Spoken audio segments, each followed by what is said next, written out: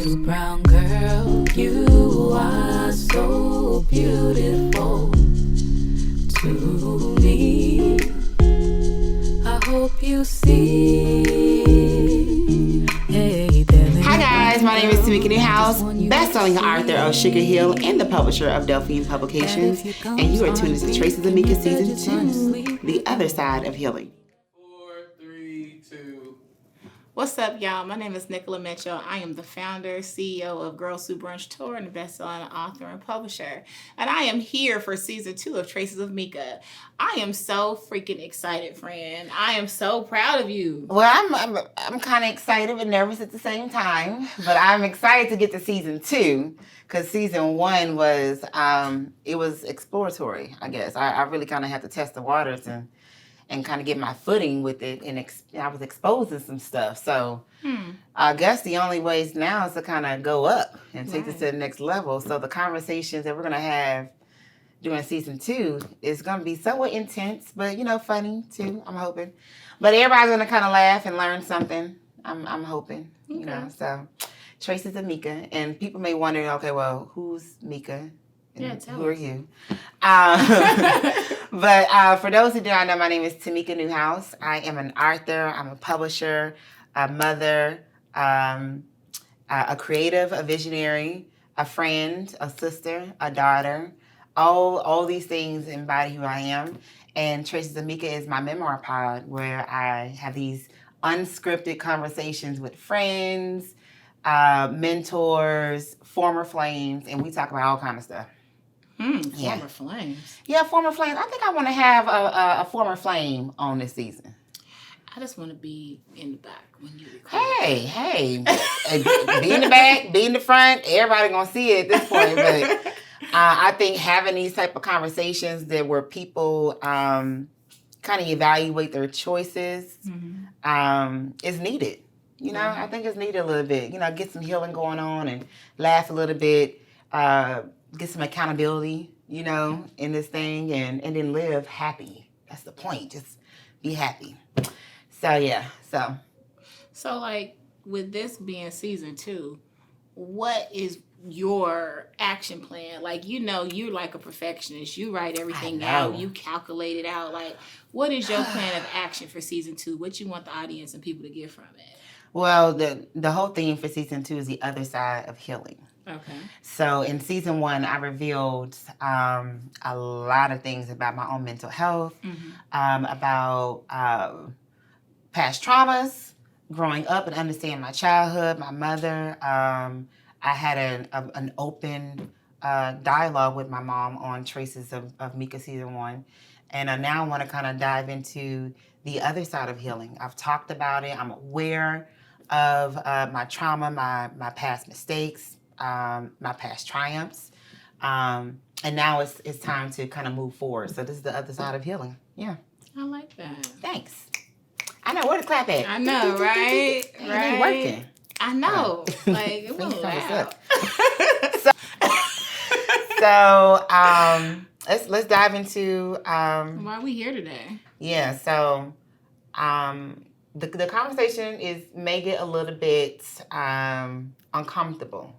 But I wanted to talk about single parenting, and specifically for women like us, where we did it all. We took care of our children. We nurtured our children.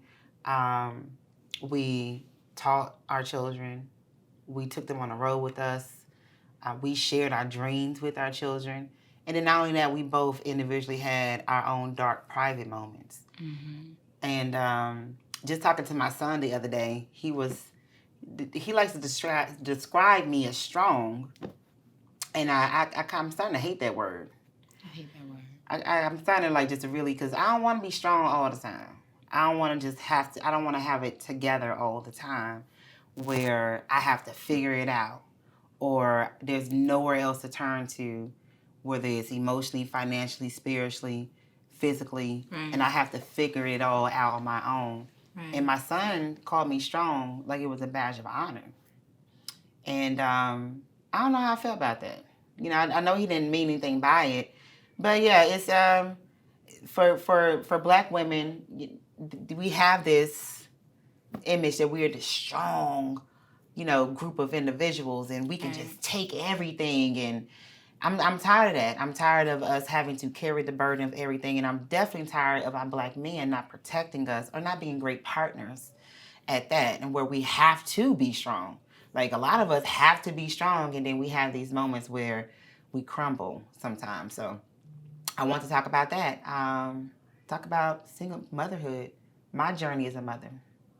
Yeah, so. Yeah, I mean, I'm honored that you wanted to include me in this conversation, especially the subject matter. Right. Because the day we talked about it, my daughter said to me, she has a high expectation on what motherhood is because of me. Right. And when you just said that about Junior, it's like, we work so hard to just be a better parent than what we thought we had and what we were lacking. But sometimes they forget that we are just women. We're just women. I'm just a You're girl. A woman.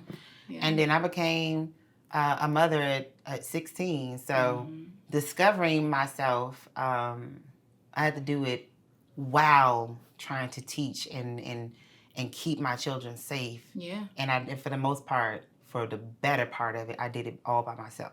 Yeah. Not the greatest and funnest thing to do. Well, it's not fun. Parenting is not fun. It's not a fun activity. It's not something that I would just tell people just to go into without really processing what it would take.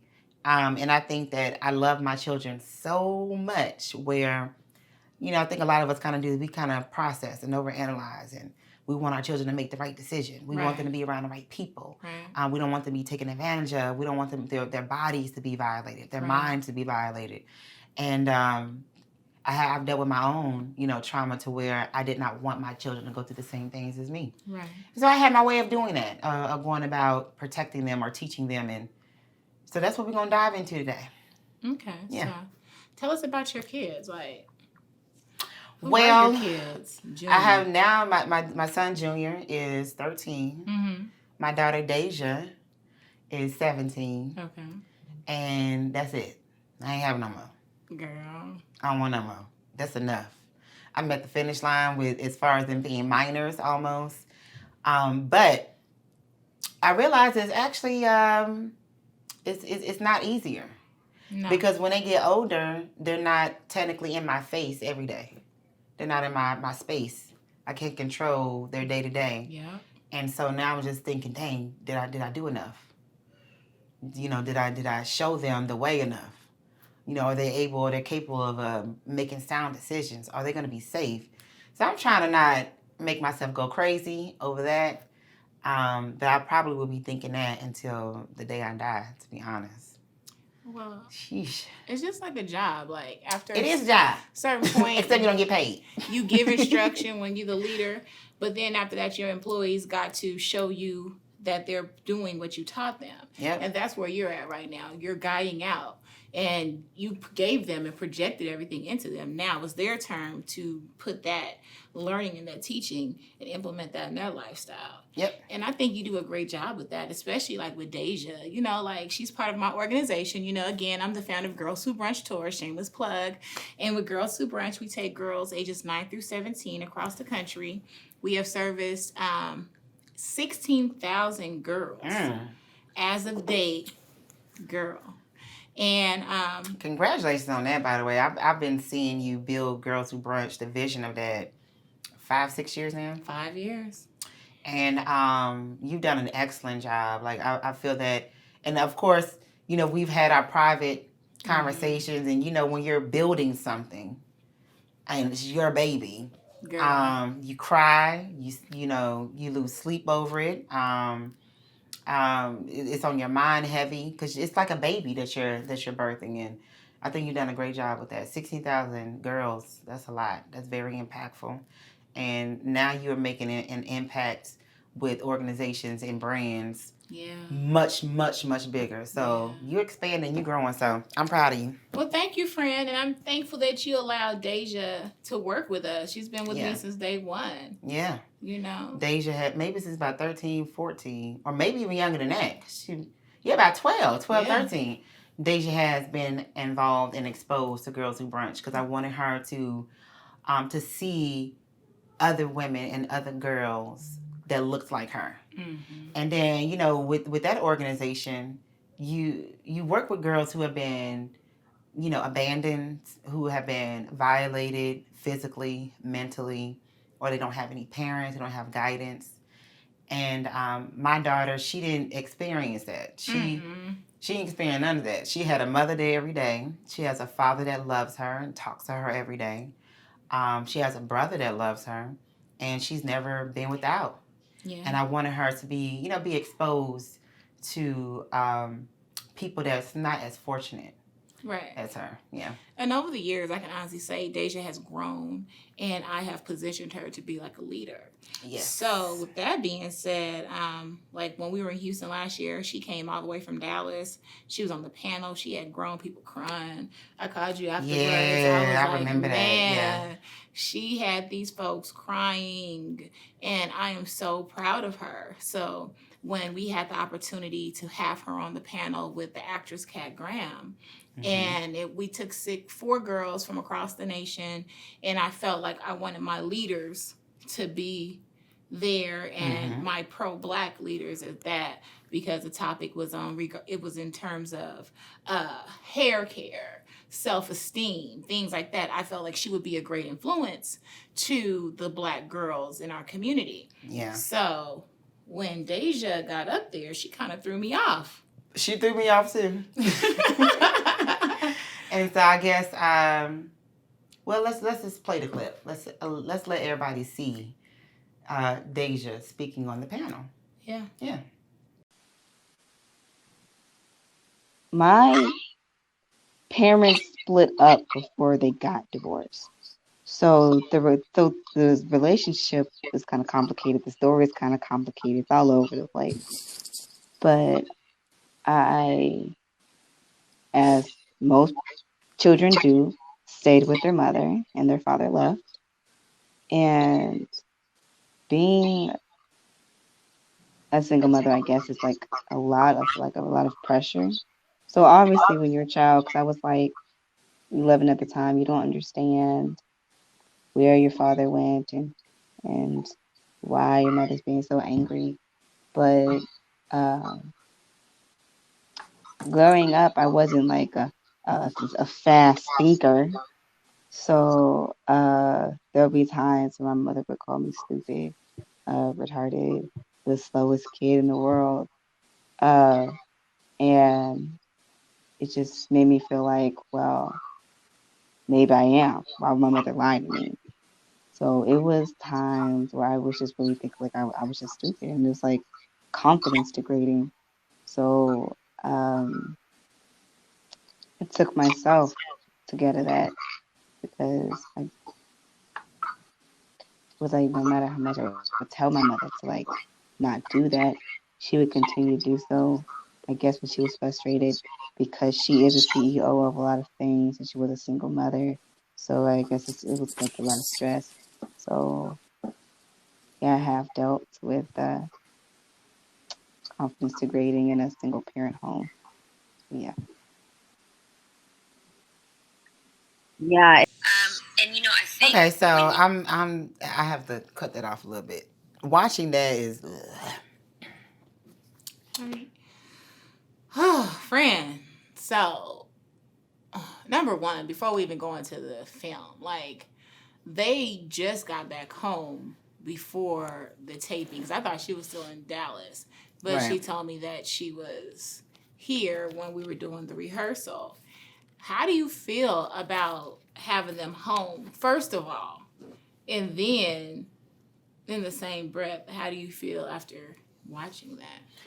Having them home, and for those who do not know, last summer I went through a really, really dark time, and it's probably it was like a year or so just dealing with a lot of different stuff intensely, and I stepped away from everything, and that include day-to-day parenting.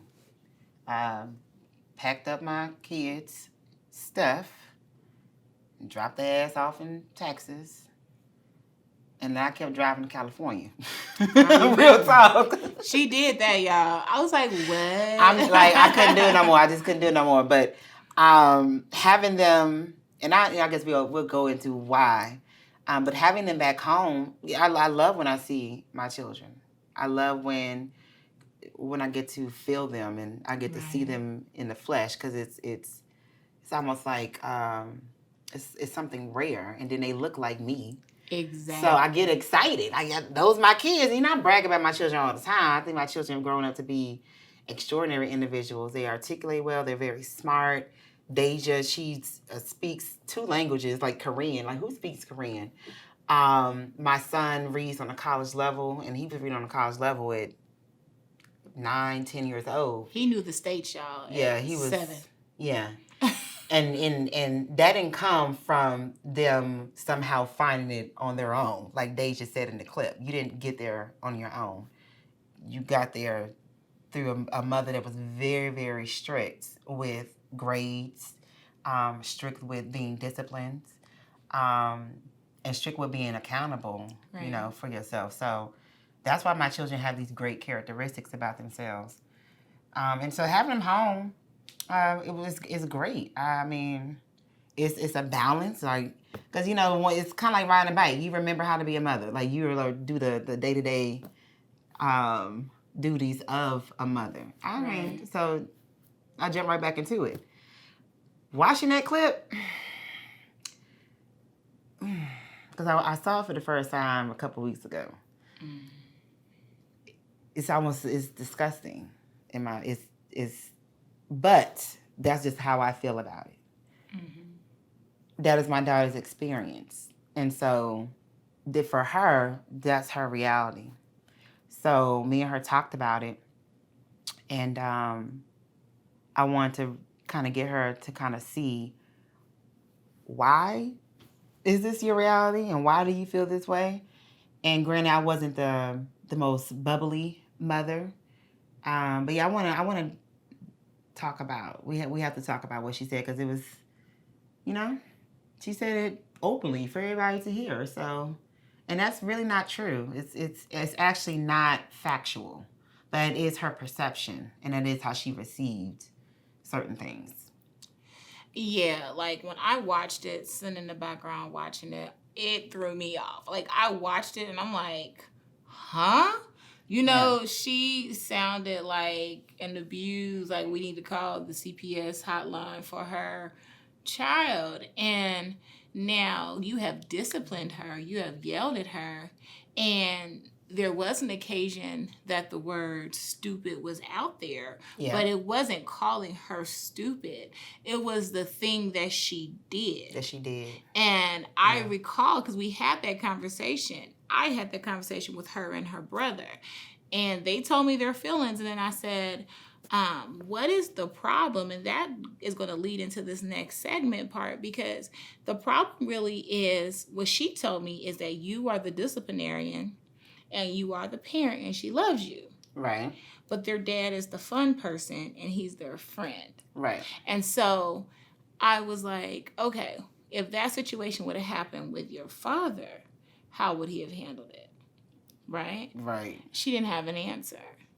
Because not to knock their dad, but sometimes just to knock him. There's a difference from being a parent and then being a friend. Yeah.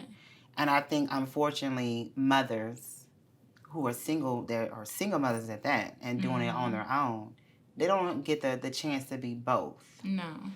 And my situation was quite unique, because as Deja states in the video, she talks about my marriage and my divorce was all over the place. You know, it was just a mess, or whatever the case may be. But that's actually not true, and she knows that it's not. It's interesting that she kind of speaks about the dynamic of her family breaking up in that way. It's kind of like it was just all on me. And then, like, being a CEO was such a hard thing. Actually, being a CEO was actually pretty easy, because it's something I can control. It's something I was really, really good at. And then I didn't have someone on the other side, for the most part, trying to destroy what I was creating. And with parenting, my marriage ended And I've never talked about this. Oh my gosh. Okay. So I came into the industry married. One day I wasn't. Yeah. I came into the industry posting about my marriage, posting with my husband. We traveling doing this, and then one day I wasn't. I've dated people in the industry. I've dated people outside the industry, and some people try to figure out, well, what's going on, yada, yada, yada. Well, my marriage ended because my husband at the time was convicted of raping another woman. And my husband also was a repeated adulterer. This wasn't the first time that he had been with somebody else. And in the midst of the rape trial going on, I stood by him. I stayed there. I was supportive. And then even when he was convicted, I was there. I was the only one in his family that visited him. I was the only one. She was there, y'all. Besides for his mom, who came during the trial period. But when he was going through prison when he was in confinement, because he got convicted through the military, he was a military man. He fought 2 wars. You know, he went to the Iraqi war. He was one of those individuals where he fought for the country, and he got convicted of rape, and that really destroyed more of whatever it is that we could be. Yeah. But remind you, I met this man when I was 14. So it's Is there anything we can interject to maybe say like the war or something fucked them up? Like, because it's like, it was like negative, like it got like super, super dark. I just want it to be something that I can be like, but yeah, like, I mean, like, war fucks you up or something to not excuse his behavior, but just. I don't think the war fucked the war didn't fuck him up though. No. Is there anything we could say to be like, not as that, like it went super dark and then there's like that's no what it light was. into the tunnel.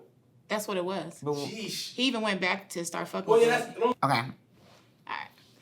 So, even when bruh man, who I love, Uncle Marcus. He's always going to be my Uncle Marcus, God, you know? Uncle Marcus. But, sis, I mean, Tamika, from what you've learned from her in the first Traces of Mika, Tamika used to tell all these stories and write these stories, and she kind of like try to create her life. So even through all this darkness, I mean, that's when I gained the most respect from you, because I watched you plan for his release. I watched you plan a Disney trip for these children. I watched you plan look like a ABC commercial of the war vet coming home from war, but he was coming home from prison. Yeah. In his military gear to go greet the children. I don't even think the kids knew that he was in jail at that time. They didn't. So what I did with my son was about 3 or 4. Deja was about 7 when he was, convicted. And I lied. I told him that he was off to war again. Because what else am I supposed to say? What am I supposed to do in that situation? Even then, if I would have said, Daddy did this, and this is why Daddy's not here, they still wouldn't understand. It's still their dad. So it really, at the end of the day, doesn't matter. Right. As you can see, even to this day, it still really doesn't matter. And they're not supposed to not love him. Right. But you're not supposed to kind of hate me in the process. But we'll get to that part. But so it was maybe 4 years, but before my children actually knew why me and their dad actually weren't together. And the reason why I chose to be there for him, and even after he was convicted, and he came home, I allowed him to stay in my house. Even though, yes, we were still married and all that jazz, but we were not together. I did not want to be in this marriage, but I never do the same thing that people do to me. I cannot leave you hanging. I cannot leave you high and dry. And again, known this man since I was 14. That's family. Even to this day, that's family. But family be the main people that will use you, mistreat you, abuse you, and it make you feel like you're required to do these things for them. And I think that me being as helpful as I was, he began to expect these certain things. Yeah. So 2 years will go by, he's still sleeping on my couch, not doing anything. Literally doing nothing. And then using, circumstances or life as an excuse to not. But you can at least get up and help around the house. You can do that part, or you can at least help with the children or something a little bit. And I went through like a really dark, a dark period, a dark time, because everybody was happy in that house but me. Yeah.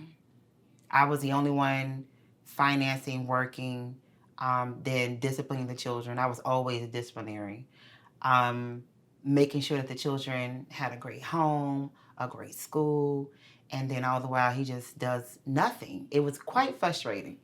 And then when I was done, with that part, saying, okay, I'm not helping you anymore. You cannot stay in this house. That's when the bullshit started. When I started saying no. Yeah. And I can honestly say, like, she really tried, y'all, to, like, give this man, again, cookie cutter storybook lady, she moved him across, out of state to give him a new life, to have a new circumstance. And it was just things that just kept happening. So I watched her change. And one day she just told me, and then she gave him a great parting gift. Like, what woman gives you money to leave, a car to leave, do all this stuff?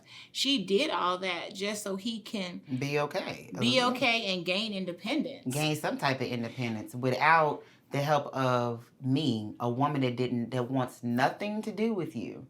But it was always like this guilt trip that he would play.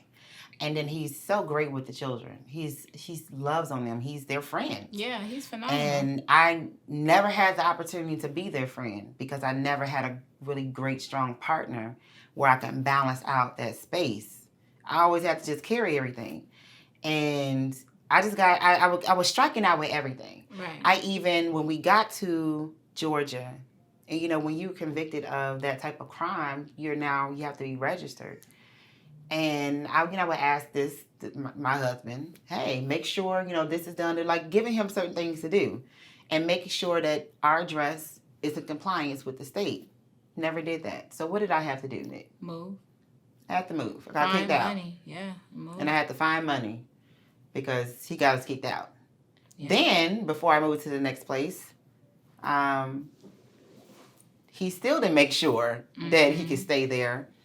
And I said, all right, I'm going to give you one more chance to get this right. So then what did I have to do, Nick? Move again. And I had to use my address. And then people came to my door. Yeah, so when you register, like the police can come knock on your door whenever. Yes. Boom, boom, boom, boom, boom. In the middle of the night. And they was banging on your door in the middle of the night. And I appreciate you. I thank you so much for even helping him in that space where he could stay with his family even longer, because we didn't have to do that. You did not have to disrupt your life. You didn't have to disrupt your space and your home so that he could have a registered address and be close to his children. Yeah. It was just those repeated things that we just kept trying to help and create some type of avenue or some type of door so that he can be close to the children. And it just wasn't working, because if I wasn't doing it, or if somebody else that I knew wasn't helping, then nothing would get done. And I was just tired. I really wanted to move on. I wanted to be happy. I wanted to be loved. I wanted, to brag on my partner, root him on, be excited about him. And I'm being offered nothing with this person, but like I'm just like another child. I had 3 children, basically. Yeah. And so with me not being honest with my children about why me and their dad are not together, they had to assume why. And then when their dad was out of the house, he strategically, whenever he could, he put the blame on me. If he couldn't fly back to Georgia to see his children, he would tell the children, well, if your mom doesn't pay for me to come, then I'm not coming. And then my children would get mad at me. Well, Mom, why don't you just pay for Dad to come? And it wasn't fair. It was not fair. Like, you gotta, like, at some point, when are you going to help? When are you going to do your part? It's not up to me. I didn't do the crime. I didn't do it. I think, though, because see, that baby boy movie, that baby boy syndrome, that women always fix it like their mother. Yeah. Do you think that, because you gave that to Marcus, you gave him money to leave, you gave him a car, you did all this stuff, you moved him to Georgia, you took care of all this stuff, you had him at my house, you did everything to take care of him. So when you stopped, and now he's still kicking and screaming like a child would when their parent is not doing what they want them to do. Do you think that is what affected your co-parenting? Like, tell us about how was it to co-parent after that? Because when you were doing what he wanted, it's like Beyonce. As long as I say, it's like I never said, as long as I say yes, the first time I say no, it's like I never say yes. So Right. do you think that is what change the dynamics of your co-parenting? Absolutely, because Deja is a daddy's girl. She loves her dad to death, and I know that my children love their dad. Like I'm all these great things, but I lack the emotional and the nurturing part. Right.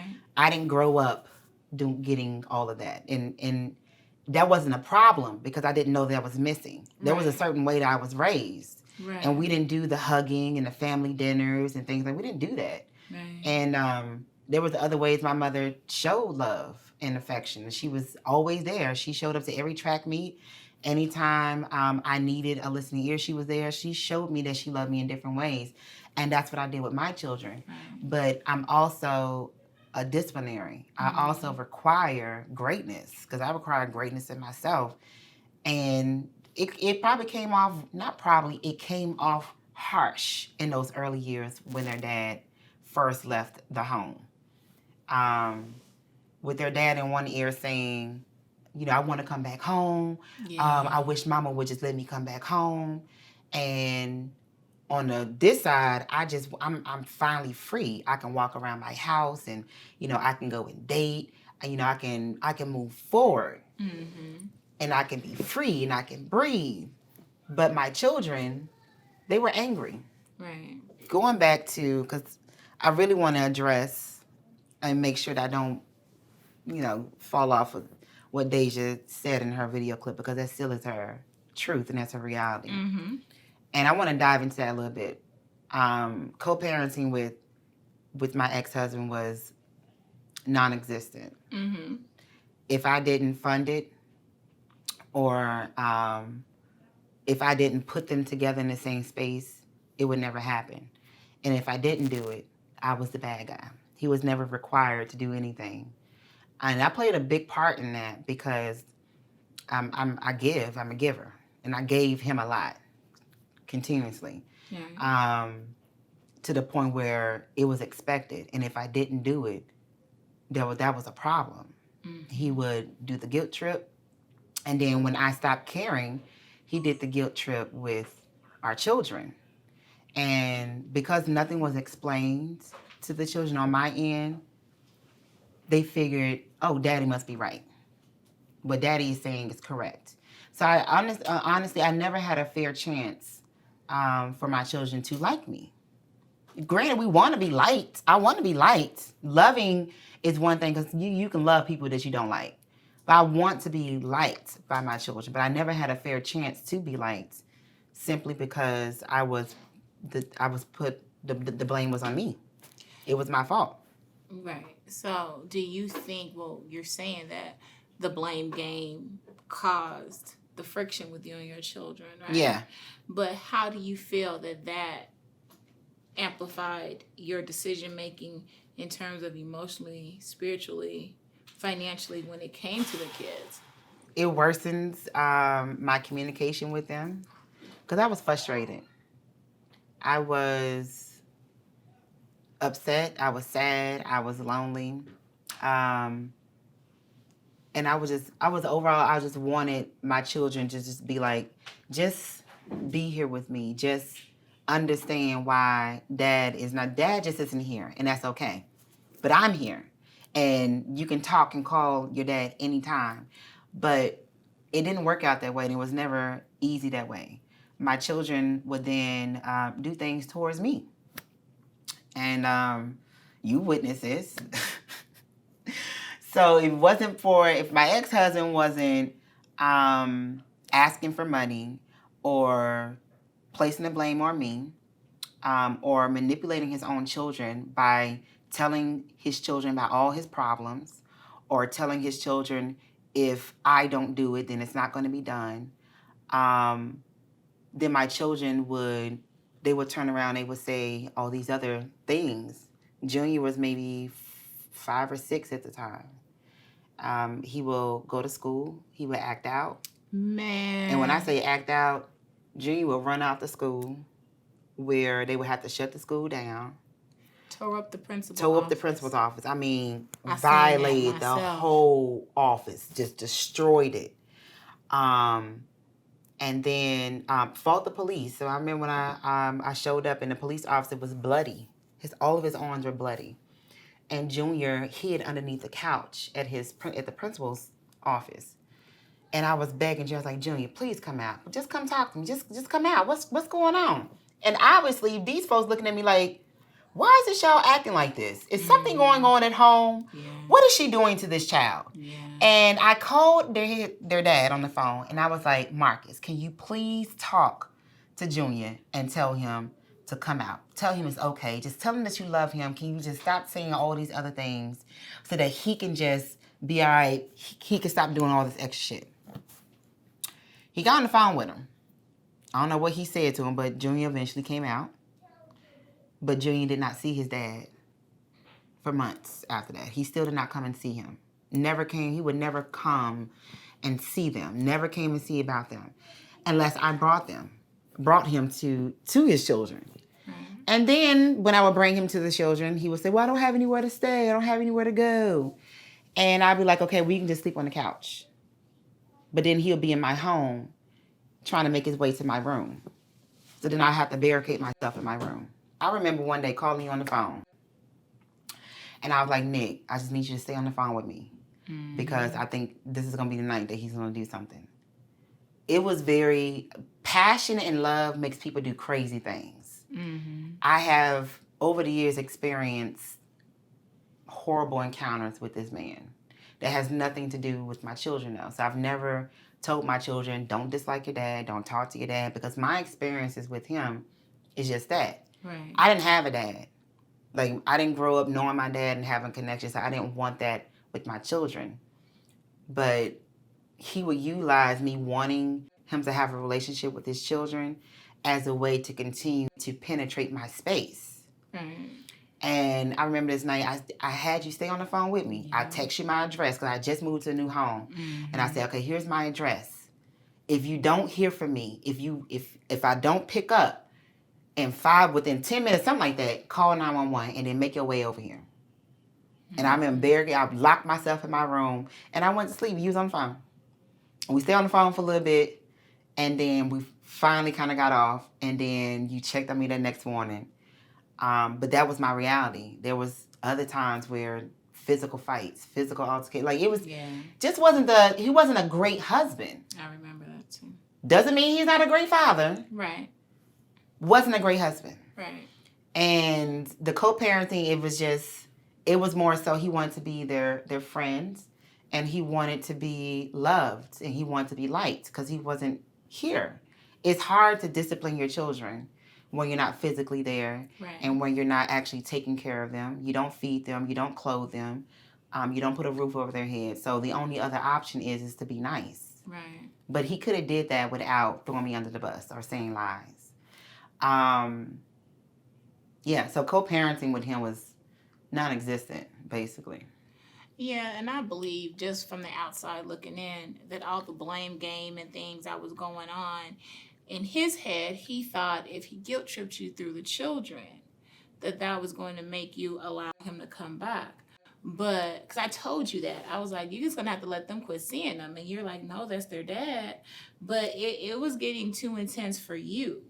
And mm-hmm. I think that guilt trip just gotten so intense that now Deja, I don't think she hates you, but I think she hates that you don't allow him to be here.